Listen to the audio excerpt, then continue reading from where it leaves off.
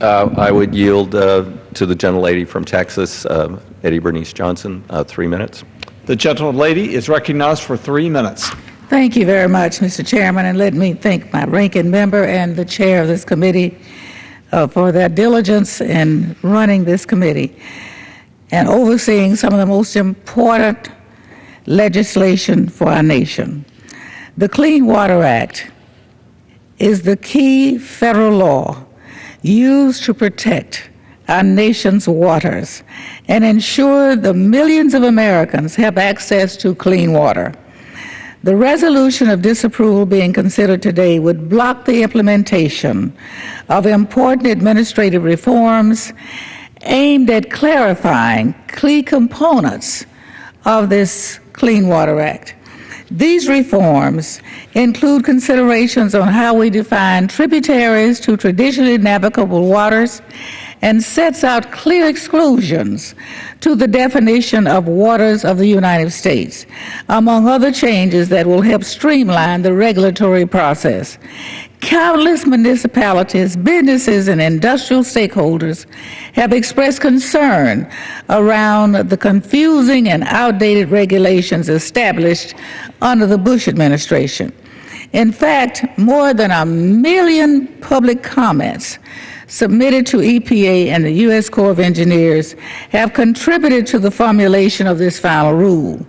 The final rule would provide much needed predictability and clarity for these groups, and that has gotten my attention.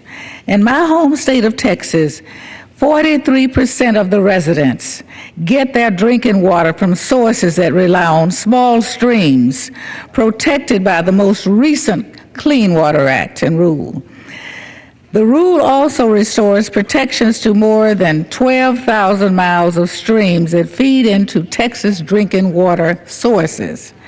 Further delaying the implementation of this rule will continue to have a dramatic impact on my state of Texas and other states around the country.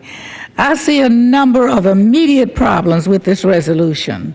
For one, SJRes22 would block any future administration from ever clarifying the regulatory confusion related to the Clean Water Act unless Congress authorizes a new rule. In my opinion, that does not bode well for our ability to protect such an essential resource as clean water for Americans. Thankfully, President Obama has already expressed his intention to veto this resolution if it were to reach his desk. Based on a vote on this resolution in the Senate last year, Congress lacks the support to override a veto. This resolution is simply another attempt by this Congress to block this administration from carrying out its regulatory duties to protect Americans. I do not think that there is a single member of this House who would disagree that across the clean water, disagree that access to clean water is absolutely essential for our well-being and health. Did I have 30 seconds? The gentlelady is recognized for 1 additional minute. Thank you very much. Here we are, dedicating even more time to consider legislation that would block our ability to protect important waterways and wetlands from pollution. Mr. Speaker, Mr. Chairman, this resolution amounts to nothing more than a misguided direction.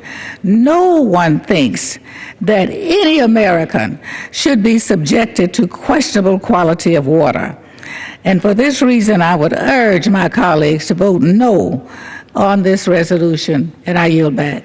The gentlelady yields back. The gentleman from Oregon reserves. The gentleman from Ohio is recognized. Mr. Speaker, you know, I'm hearing a lot of comments made about the comment period. I just want to reiterate that of the substantial comments made, 70% of them were opposed to the rule.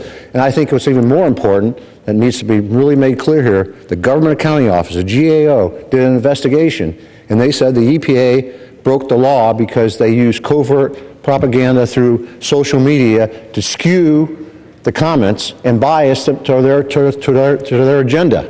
And this creates a huge problem for me because this violates the integrity, goes to the integrity of the